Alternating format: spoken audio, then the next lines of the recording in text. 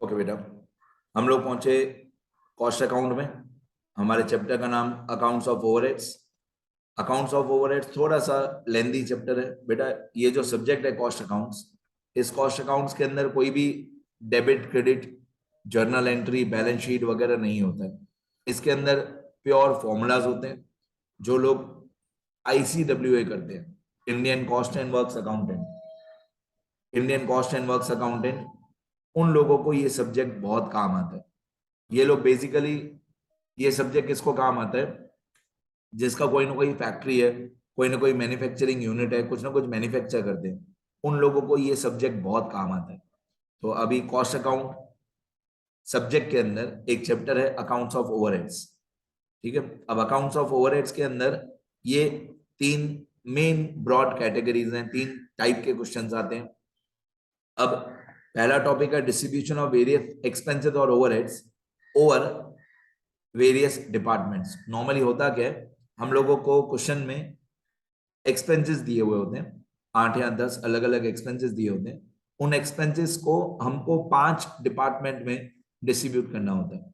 मतलब इन लोगों ने आपको पूछा होता है कि ये एक्सपेंस है, ये एक्सपेंस को हमारी फैक्ट्री के 5 डिपार्टमेंट में डिस्ट्रीब्यूट करो। फॉर एग्जाम्पल, इलेक्ट्रिसिटी का बिल है, हमारी फैक्ट्री में 5 अलग अलग डिपार्टमेंट है, department A, department B, C, D, ई।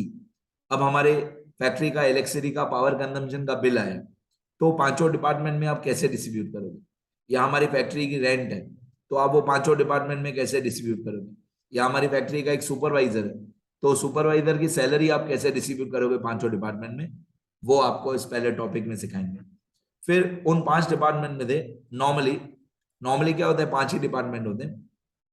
तो उन 5 डिपार्टमेंट में थे 3 प्रोडक्शन डिपार्टमेंट होते हैं, ABC। मैं पूरा लिख के बताऊंगा सारे सम्स में भी, अभी सिर्फ इंट्रोडक्शन दे रहा हूं कि इस चैप्टर में क्या क्या आने वाला है। अब मान लो 5 डिपार्टमेंट में थे, 3 प्रोडक्शन डिपार्टमेंट है ABC, और 2 सर्विस डिपार्टमेंट है D और E। तो टॉपिक नंबर 2 में ये लोग क्या सिखाते हैं कि सर्विस डिपार्टमेंट के जो एक्सपेंसेस हैं, उनका जो टोटल है, सर्विस डिपार्टमेंट D और E, उनका जो टोटल आया वो ABC में डिस्ट्रीब्यूट करना है। मतलब expenses of service department, the total expenses of service department should be distributed among production departments.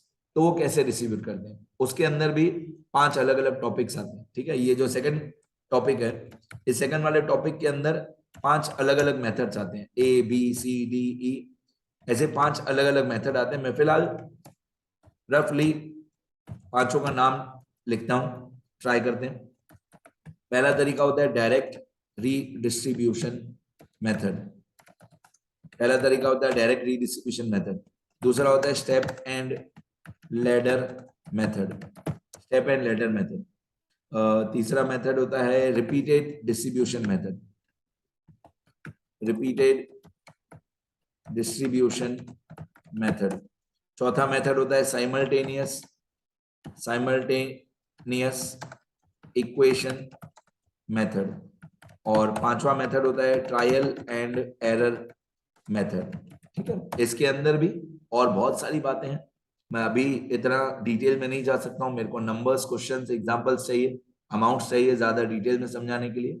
अभी सिर्फ एक रफ समरी बता रहा हूं चैप्टर की। तो पहला टॉपिक है कि सारे एक्सपेंसेस को 5 डिपार्टमेंट में डिस्ट्रीब्यूट करो। फिर दूसरा टॉपिक है कि जो सर्विस डिपार्टमेंट के एक्सपेंसेस हैं, उनको प्रोडक्शन डिपार्टमेंट में डिस्ट्रीब्यूट करो। तीसरा टॉपिक होता है मशीनरी आर रेट। इस तीसरे टॉपिक का, मशीनरी आर रेट का, पहले और दूसरे टॉपिक से कोई लेना देना नहीं है, ये एकदम अलग है, मशीनरी आर रेट। ओके, ये हमारे इस चैप्टर के टॉपिक्स हैं। ब्रॉडली स्पीकिंग 3 टॉपिक्स हैं। अच्छा, टॉपिक नंबर 1 और 2 सेम क्वेश्चन में पूछते हैं, एक ही क्वेश्चन में टॉपिक नंबर 1 भी पूछेंगे, टॉपिक नंबर 2 भी पूछेंगे, एक साथ पूछेंगे। पहले बोलेंगे टॉपिक नंबर 1 कंप्लीट करो, फिर 1 का जो आंसर आया वो 2 वाले टॉपिक में यूटिलाइज करो।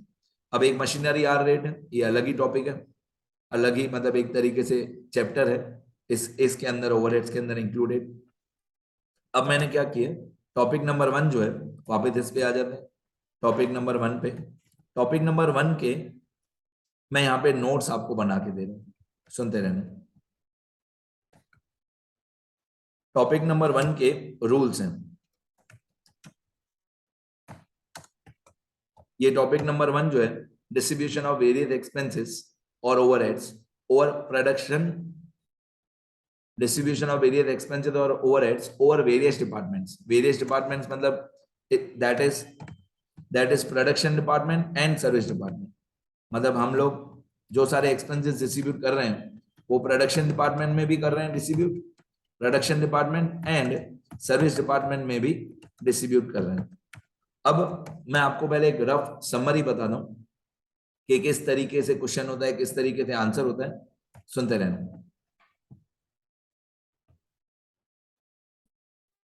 तो आप लोगों को आंसर में, पहले मैं आंसर का एक फॉर्मेट बता रहा हूं. आंसर में आपको क्या करना है, आंसर में आप लोगों को एक ऐसी स्टेटमेंट बनानी है. पहले सीरियल नंबर, फिर एक्सपेंस या ओवरहेड का नाम, फिर basis of apportionment. Basis of apportionment मतलब कौन से एक्सपेंस को आप कौन से रेशियो में डिस्ट्रीब्यूट करोगे. फिर टोटल अमाउंट. ये टोटल अमाउंट, जैसे एग्जांपल आपको क्वेश्चन में दिया हुआ है इनडायरेक्ट एक्सपेंसेस. इनडायरेक्ट एक्सपेंसेस की जो टोटल अमाउंट है 1000, ये 1000 आपको क्वेश्चन में दिया हुआ होगा.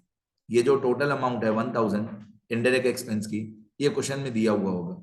अब आपको क्या याद करके जाना है घर से कि कौन से एक्सपेंस को हम कौन से रेशियो में डिस्ट्रीब्यूट करेंगे.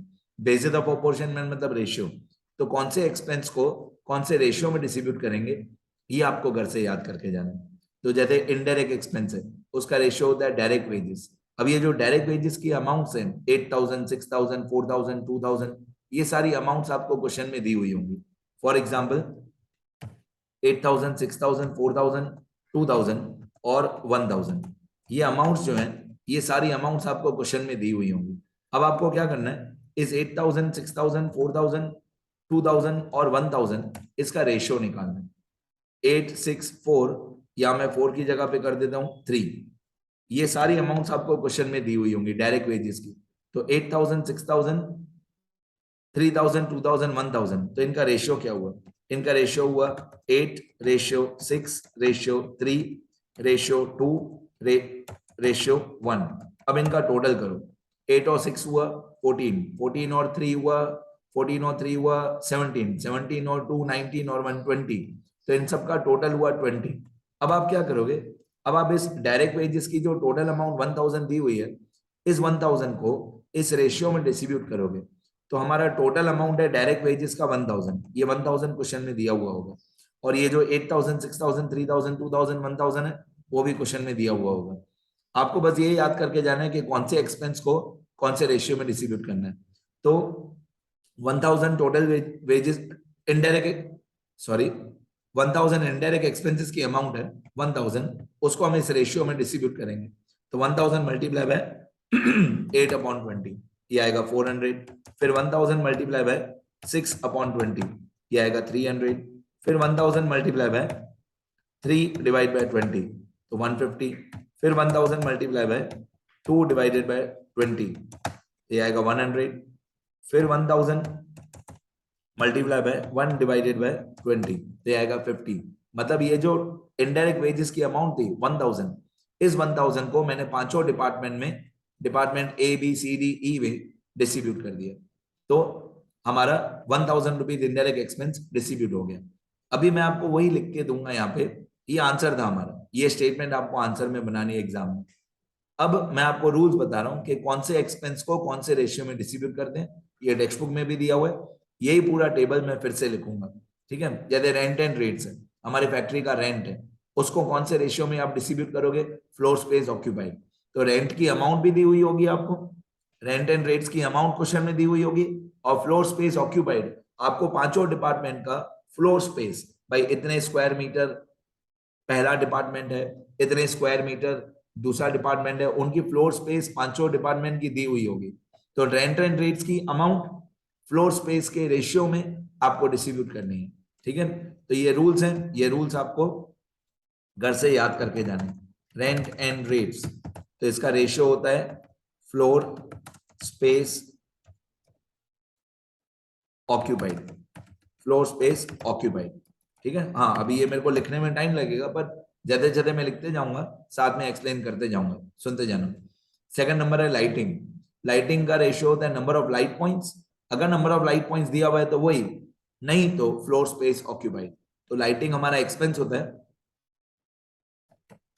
लाइटिंग हमारा एक्सपेंस होता है, उसका रेशियो होता है बेसिस ऑफ प्रोपोर्शनमेंट, मतलब रेशियो होता है नंबर ऑफ लाइट पॉइंट्स, और अगर नंबर ऑफ लाइट पॉइंट्स नहीं दिया हो तो फ्लोर स्पेस ऑक्यूपाइड। अच्छा, और आगे बढ़ते हैं। इसके बाद आपको दिया हुआ है canteen expense, supervisor salary, labour welfare expense. इन सब का एक ही रेशियो होता है number of workers, canteen, supervisor, labour welfare. तो कैंटीन एक्सपेंस मैं अलग से लिख देता हूं, कैंटीन एक्सपेंस, फिर सुपरवाइजर सैलरी अलग से लिख देता हूं, सुपरवाइजर्स सैलरी ये अलग से लिख देता हूं, और लेबर वेलफेयर उसको अलग से लिख देता हूं, लेबर वेलफेयर एक्सपेंसेस इसको अलग से लिख देता हूं। इन सब का रेशियो होता है नंबर ऑफ वर्कर्स।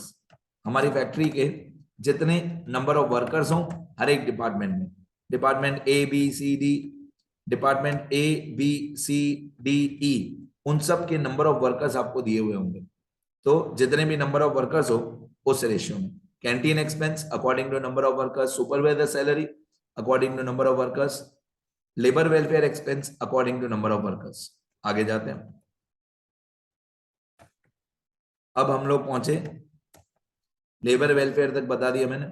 इसके बाद है इंश्योरेंस प्रीमियम।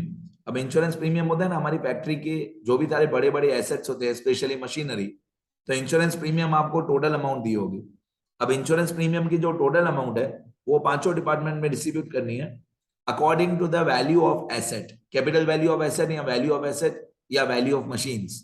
तो इंश्योरेंस प्रीमियम किसका है? मशीन्स का। उसको पांचों डिपार्टमेंट की मशीन की वैल्यू के रेशियो में डिस्ट्रीब्यूट करना है। ठीक है, बेसिस ऑफ प्रोपोर्शनमेंट मतलब रेशियो, कौन सा रेशियो हमको चाहिए। अब आपको दिया हुआ होगा इंश्योरेंस प्रीमियम ऑफ मशीन्स, मैं सिंपल इंश्योरेंस प्रीमियम लिखता हूं। इंश्योरेंस प्रीमियम की अमाउंट आपको क्वेश्चन में दी होगी, इसको आपको डिस्ट्रीब्यूट करना है in the ratio of capital value of assets. तो पांचों डिपार्टमेंट की मशीन की अमाउंट दी होगी, उन पांचों डिपार्टमेंट की मशीन की अमाउंट का रेशियो आप निकालोगे, उस रेशियो में इंश्योरेंस प्रीमियम को डिस्ट्रीब्यूट करोगे। आगे और क्या दिया हुआ है? इंश्योरेंस प्रीमियम के बाद दिया हुआ है इनडायरेक्ट वेजेस, ये जो मैंने पहले पहले एग्जांपल में भी बताया। इनडायरेक्ट वेजेस का रेशियो, इनडायरेक्ट वेजेस का रेशियो होता है डायरेक्ट वेजेस। अब यहाँ पे कभी कभी इनडायरेक्ट वेजेस होगा, कभी कभी इनडायरेक्ट एक्सपेंस होगा, दोनों का रेशियो होता है डायरेक्ट वेजेस। एक इनडायरेक्ट वेजेस और एक इनडायरेक्ट एक्सपेंस, तो मैं यहाँ पे 7 लिख देता हूँ, यहाँ पे 8 लिख देता हूँ, इनडायरेक्ट वेजेस और इनडायरेक्ट एक्सपेंसेस। अब इनडायरेक्ट वेजेस और इनडायरेक्ट एक्सपेंसेस दोनों का रेशियो होता है डायरेक्ट वेजेस, डायरेक्ट वेजेस। इसके बाद आपको क्वेश्चन में दिया हुआ है पावर, मतलब फैक्ट्री होगी तो इलेक्ट्रिसिटी पावर भी यूज हो गई, तो पावर को आपको डिस्ट्रीब्यूट करना है in the ratio of meter reading. Meter reading नहीं दिया हो तो horse power of machine, horse power of machine नहीं दिया हो तो किलोवाट आवर्स, इन तीनों में से कोई एक चीज दी हुई होगी। पावर का मीटर रीडिंग मैं लिखना शुरू करता हूं, याद करते जाओ ये सब। पावर, पावर का रेशियो होता है मीटर रीडिंग, मतलब हमारे मीटर की जो पॉइंट्स आती हैं, मीटर रीडिंग, और horse power of machines, HP बोलते हैं, हॉर्स पावर ऑफ मशीन्स। और अगर वो भी नहीं दिया हो तो किलोवाट आवर्स, हमारी मशीन के किलोवाट आवर्स। तो मीटर रीडिंग सबसे पहले ये देखेंगे मीटर रीडिंग दिया हुआ है कि नहीं, वो नहीं दिया होगा तो हॉर्स पावर ऑफ मशीन दिया होगा, वो नहीं दिया होगा तो किलोवाट आवर्स दिया होगा। ठीक है, लाइन वाइज जाना। ओके, पावर के बाद कौन सा एक्सपेंस है? पावर के बाद है टेक्निकल डायरेक्टर्स फीस। टेक्निकल जब भी शब्द आता है ना, मतलब फैक्ट्री, टेक्निकल जो भी खर्चे होते हैं वो फैक्ट्री के खर्चे होते हैं। तो टेक्निकल डायरेक्टर है हमारा एक, उसकी फीस है, वो पांचों डिपार्टमेंट में कैसे डिस्ट्रीब्यूट करेंगे? टाइम डिवोटेड बाय देम नहीं, time devoted by him to each department. तो टेक्निकल डायरेक्टर की फीस, टेक्निकल डायरेक्टर्स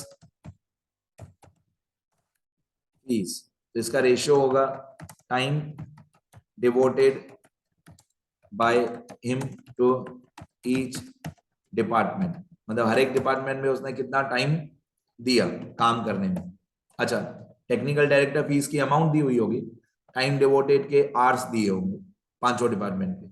आगे इसके बाद आपको क्वेश्चन में दिया हुआ है employ state insurance contribution, ESI बोलते हैं अगर आपने कभी सुना हो अकाउंट्स में, ESI employ state insurance contribution, जो हमारी फैक्ट्री ने पे किया, हमारा खर्चा होता है ये, इसका रेशियो दिया हुआ है डायरेक्ट वेजेस। तो एम्प्लॉय स्टेट इंश्योरेंस,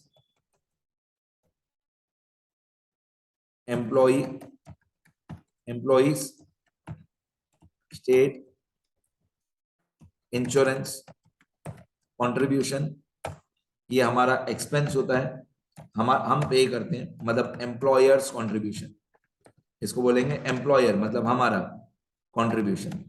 तो जितना हमने कंट्रीब्यूट किया वो हमारा एक्सपेंस होता है, और इसका ratio employ state insurance contribution का रेशियो डायरेक्ट वेजेस, इसका रेशियो होगा डायरेक्ट वेजेस। मैं यहाँ पे सामने रेशियो में लिख देता हूँ डायरेक्ट वेजेस। ओके, आगे 11 के बाद यहाँ पे क्वेश्चन में दिया हुआ है work manager salary. Work manager, work मतलब भी फैक्ट्री ही होता है, work manager salary, direct labour hours और time devoted by him. Work manager मतलब यही हुआ technical director, work manager salary, direct labour hours और time devoted by him.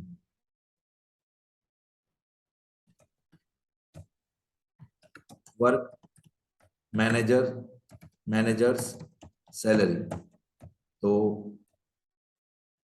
Direct labour hours और time devoted by him, direct labour hours और time devoted by him, और time devoted by him. चलो, इसके बाद आपको दिया है depreciation of plant and machinery. Depreciation of plant and machinery, इसका रेशियो होता है कैपिटल वैल्यू ऑफ एसेट। जब इन लोगों ने लिखा कैपिटल वैल्यू ऑफ प्लांट, तो आपको ऐसे याद करना है कैपिटल वैल्यू ऑफ एसेट, या सिंपल भाषा में वैल्यू ऑफ एसेट। तो depreciation on plant and machine,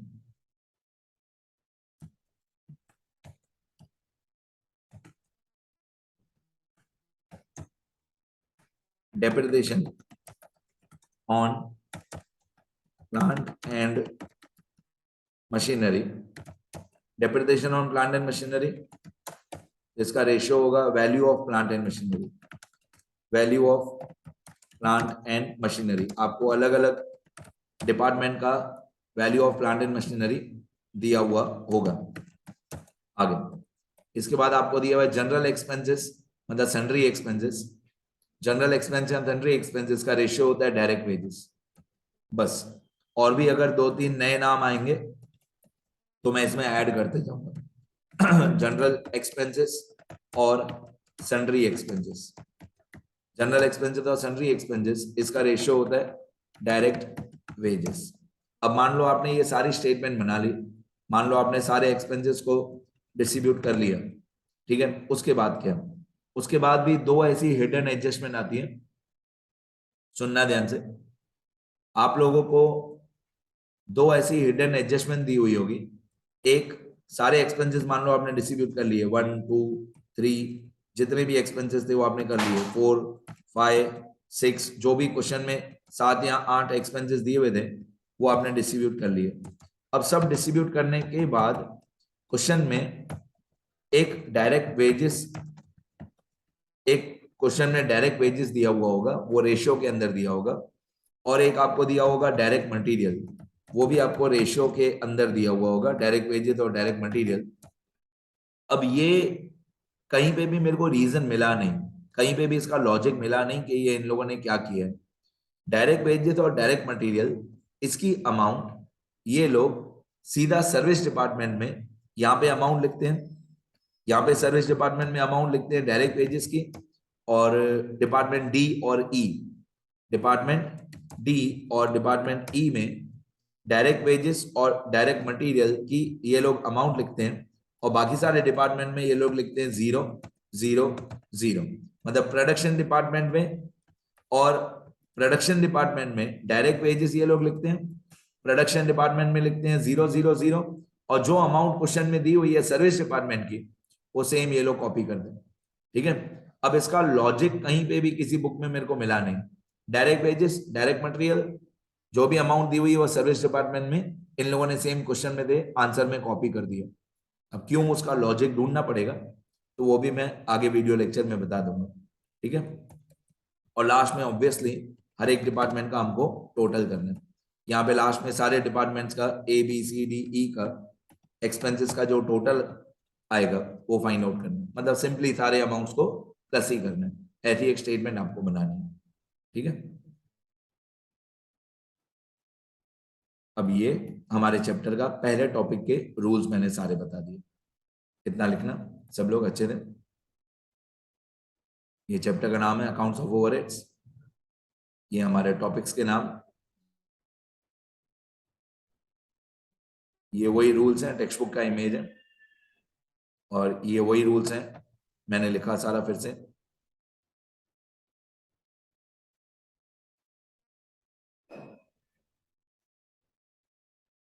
लिखते जाना सब लोग। ये एक आंसर का फॉर्मेट है, रफ आपको आइडिया देने के लिए कि आंसर कैसा दिखता है। टॉपिक नंबर 1 का आंसर है ये पूरा सेम लिखना है आपकी नोटबुक में। ठीक है बेटा, शुरू करो सब लोग, लिखते रहो।